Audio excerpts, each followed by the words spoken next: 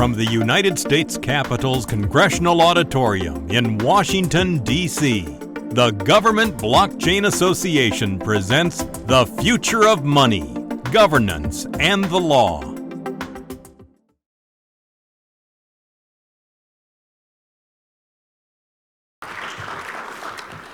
So it is my pleasure actually to introduce Tim Draper. He's going to be joining us via Skype, but Tim is an American venture capitalist. He has created Draper University, but his most prominent investments include Baidu, Hotmail, Skype, Tesla, SpaceX, Coinbase, Robinhood, and Focus Media.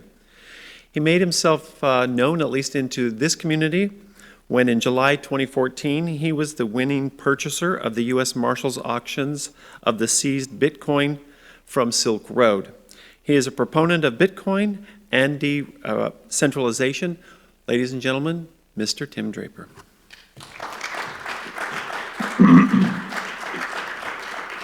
Well, thank you, and thank you to the Government Blockchain Association.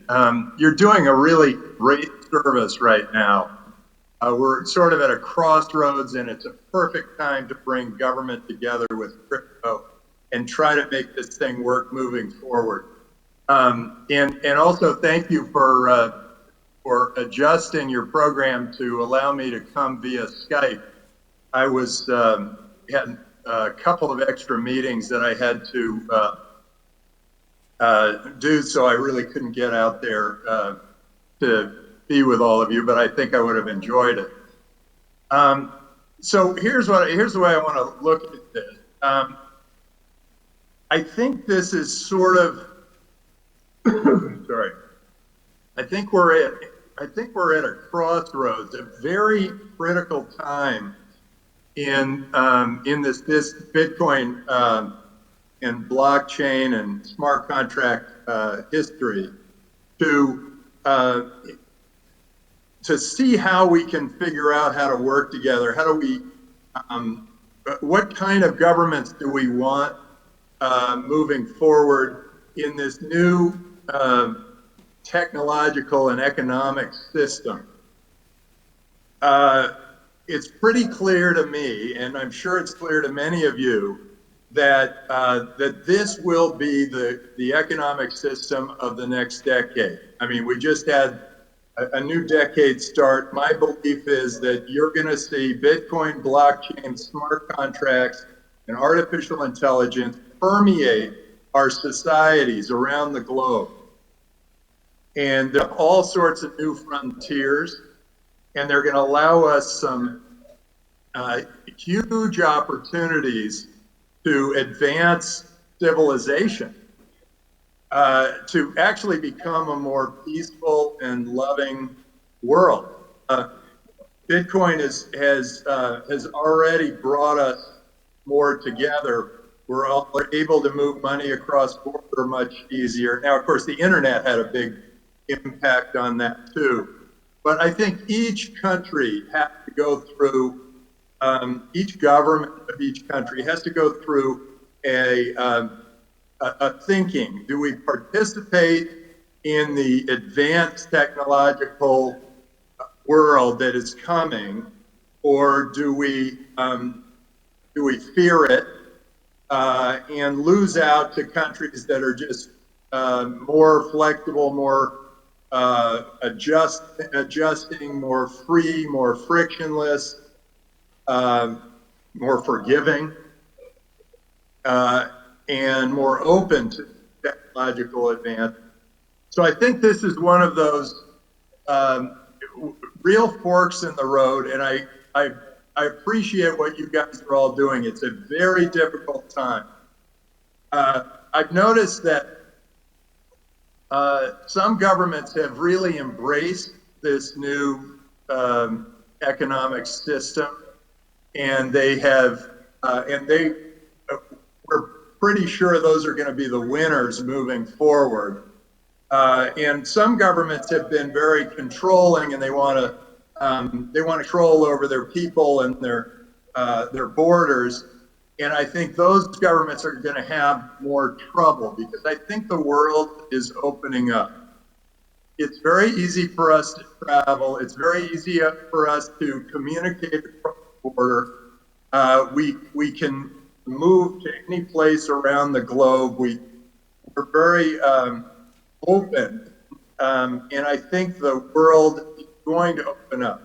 I think we were in a period there for many centuries where we were tribal, and it was important to protect our borders and always thinking of all the people around us as threat.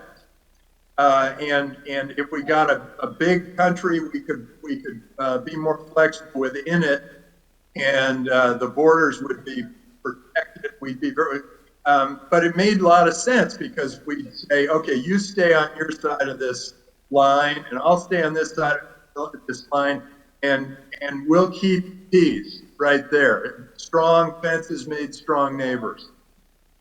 Well, now, as I travel around the world, I realize that people are people, and they have a very similar pieces, similar interests, similar access to information, and now they have similar currencies they can work with. So I think we're at a really critical time now. I want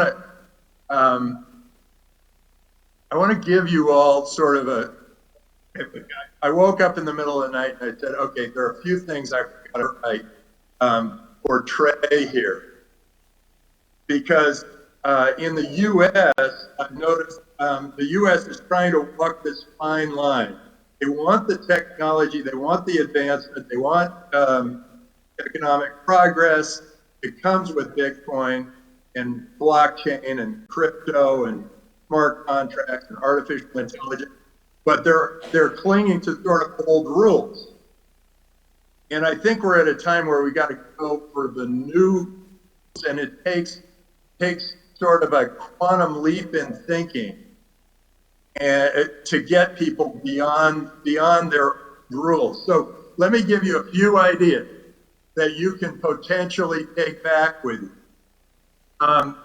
Taxing capital gains on crypto has created hodlers, and hodlers who don't want to put their part with their coin. They want to hold on without paying a big tax on it, because a lot of the hodlers are holding on to, say, Bitcoin they bought for $15 and now it's 10,000 or and I think that there's another way to tax this, and I learned it from this guy Scott Smith, who once ran for president, but he may have gotten 12 votes. But he came up with this idea, and he ran an economic model on it, and he said that if government just taxed transactions at 0.5%, that they would generate more revenue than they're generating from all the income tax, all that, the property tax, all the other taxes that they have, all the corporate taxes, all the taxes that they have. And I thought, well, God, maybe that's right. Well, we have an interesting opportunity. What about that? What about dumping the idea of trying to tax these things as capital gains? Because really, they are currency. And instead, think in terms of taking a little piece, 0.5%, every time there's a transaction, and get rid of all the other regulations around it, because the regulations are stifling progress. And I'll get into some of them. So what if we experimented with this, with crypto, which is a very small market so far. Now it's going to grow, it's going to be huge, but it's very small right now. And our government can explore the idea of instead of hunting and trying to go see where there's crypto that have been hidden somewhere or whatever, which is very expensive to go find. Just work like Visa, work with Coinbase or one of the other encryption systems, and work out a tax. Because I can't believe I'm saying this, but work out a tax. And then got an opportunity to run an experiment and watch how much money that does generate for government and see how much friction it creates for the crypto economy. I would guess if it stays at 0.5%, I think that would create very little friction. I mean, after all, we pay 2.5% to 4% to banks right now every time we run some sort of transaction. So maybe this is so you won't have that. You don't need to pay the bank. So what if we did that? And then I want to go to how regulation and regulating crypto as a security has halted innovation on everything from airdrop to new monetary devices for the unbanked.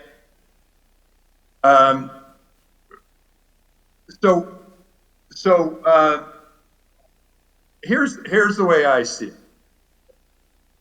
Bitcoin, blockchain, smart contracts, and artificial intelligence all started from Bitcoin, is the greatest opportunity for all of you to launch your government into leadership in the next decade. And so if you can make it frictionless for all these innovators who've come up with all these interesting ideas around crypto and around the blockchain and around smart contracts, if you can eliminate friction for them, your country will absolutely thrive. And when you oppress these innovators and suppress new technologies and new innovations and new ideas with more regulations and more uncertain regulations where you don't quite know if you're an entrepreneur right now, you don't and you're a crypto entrepreneur, you don't quite know where you're stepping on the toes of the government because the rules aren't clear, and it's just got to get clearer. It's got to get more open, and if you allow for more innovation without immediately coming down hard with a regulation, you would generally say, well, wait, then we can't control these people. Well, I think you let them go and don't control them, but you tax them. And that's where you're going to end up winning as a country. So let me go through some of my other thinking. These digital currencies, first of all, wealth in a society comes from liquidity. When we had to carry around shells or rocks or gold or whatever before we could make a trade, we were all in a very impoverished state, and we'd have to carry large amounts with us, and it made no sense. Well, then we invented the dollar and the Federal Reserve. Well, first it was a silver certificate, and first it was a gold certificate, and then a silver certificate, and then the Federal Reserve note. All of these were more abstract concepts, like it's the promise to pay you in the future. Well, now crypto is much better than anything that we've got in state right now. Right now, we have to use a bank with people to be our trusted third party. Well, now with crypto, you don't don't actually need that bank. And so all those very fancy people with their big buildings and coming out of the bank that you're paying their fee for aren't that necessary. And this can all be done very easily in crypto. That's gonna open up this new liquidity, and that liquidity will create more wealth. And and if you think about it, somebody mentioned Andrew Yang and his UBI program, crypto can create more wealth for that. You can actually experiment with UBI, Universal Basic Income, with crypto. This is, it's so exciting. So many interesting things. Well, now, a couple of places where regulations have stifled us. There's this new technology called airdrop. And airdrop allows people to flood an area with a new coin. And then in hopes that that coin picks up and takes off and everybody builds a great new economy. Well, the old rules from 80 years ago say that you can't do that because you're promoting a security. So if you believe crypto security, you're promoting a security.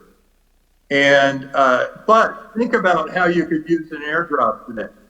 You could airdrop aid to Venezuela.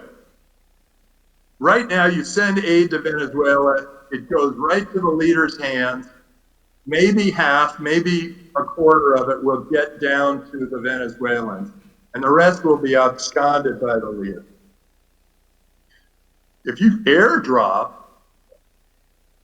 then all the Venezuelans are now on a new currency. Let's say the U.S. decided they wanted to build a new economy in Venezuela and get it up. You airdrop a bunch, and they now use Bitcoin as their currency, build it up. They can create their own economy. Everything driven. Nobody's starving anymore. Everybody's better off.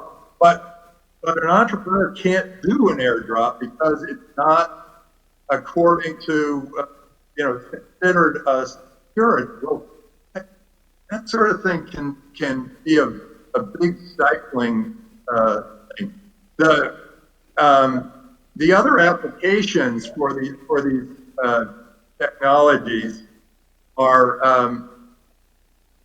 micropayments. They can how you get 15,000 people that help build a Star Wars movie, and they're all listed there at the end, and they go and go and go. These credits go on forever. Well, when Lucasfilm, or I guess Disney, have to pay all of those people on a quarterly basis, they have to pay them based on very complex math. And what happens is each of them gets a check in the mail every quarter. That check costs $7 for Lucasfilm to send, and the checks are for like 25 cents. So, well, if you use Bitcoin, you could just drop it in to a bunch of Bitcoin wallets, and it would save a fortune. And then that generates more revenue, and that tax revenue, and it generates more wealth. Everybody's better off. So now, before I go to any questions, I want everybody to think about this. Governments today are in competition for the great minds, the businesses, the money, and the entrepreneurs of the world. So make sure your government gets on the right side of this major transformation. Crypto is going to lead us to a fairer, freer, more frictionless world. And I think that'll lead to a more loving and peaceful world. And we can get there. And I think that the reason that there is friction between government and crypto is not because people say, I don't understand crypto. I think people understand crypto. It's like understanding yen versus dollars versus euro. It's not hard to understand. I think it's that these two interests have to align to make this all work. And so I'm saying, hey, if you're with a government, you're helping a government, you're building, and you have an open enough mind to come to a conference like this, you have an opportunity to drive us for the next decade. Are we going to be stifled in the old world with the old economy, stuck with paying 2.5% to 4% every time we swipe a card, using old technologies, while other governments are advancing at incredible paces with free and open ways of using Bitcoin and all of the technological outgrowths of Bitcoin? I think you have a major opportunity. And so I'm gonna throw a few kind of sci-fi ideas out there for you. One is, I've mentioned banking, and I think banking is going to go through a major transformation. And that when there's a big transformation, it can be scary, but it can be a huge opportunity for new jobs, new people doing interesting things, and driving new ways of operating. Well, banking is going to change. Finance is going to change. Insurance is going to change. And healthcare is going to change. And governments are going to change. These are the biggest industries in the world. And that's why you're paying attention. This is a critical time. And it's so important for all of us to figure out how best to make this work. Make this operate, but to allow the freedom for innovators and entrepreneurs and engineers to do really interesting things with these new technologies without stifling it before it happens. So here are the sci-fi ideas. With Bitcoin blockchain, with smart contracts and artificial intelligence, you can take a new, I guess you would need an actuary. You can actually create your own insurance company. And that insurance company will be more efficient, more effective, and quicker responding to claims than any insurance company could possibly be that are tied to people. And you say, well, then people are going to lose jobs. Well, it turns out all the net new jobs are created by these innovators, these entrepreneurs. And they come because they say, oh, people are not going to, they're going to lose their jobs in this area, but they're going to create new jobs in a new area, and people overall will be better off. It's like we all used to dig around in the garden with our hands, and then there was the hoe, and then somebody invented a tractor, and then we didn't all have to be gardeners. We were able to build build chairs and platforms and rockets and whatever else we built. I think we're going to go through that. My son says AI is going to take all our jobs. And I think that's a great way of looking at it, because then what you say is, oh, okay, well, that's great. So how does my job evolve when AI takes my job? I'll give you an example of how AI might take a doctor's job. you can do a really good job right now of doing